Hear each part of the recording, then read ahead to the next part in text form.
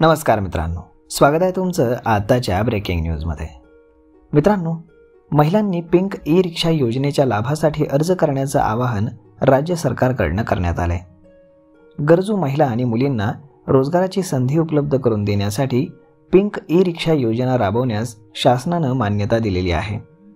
या योजनेअंतर्गत महिलांना रिक्षा खरेदीसाठी अर्थसहाय्य, चालवण्यासाठी इतर सुविधा उपलब्ध करून देण्यात येणार असल्याचं सांगण्यात आलं।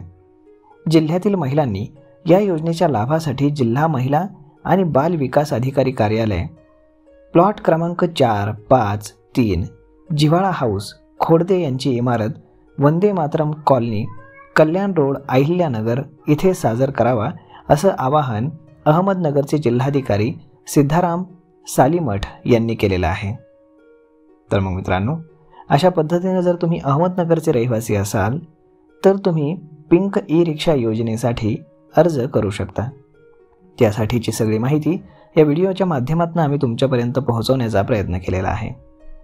ही पिंक ई रिक्षा योजना तुम्हाला कशी वाटली हे तुम्ही आम्हाला कमेंट करून नक्कीच सांगा, आणि जर आवडली असेल तर आपल्या जवळच्या मित्रमंडळींसोबत देखील हा व्हिडिओ तुम्ही शेअर करायला विसरू नका। धन्यवाद।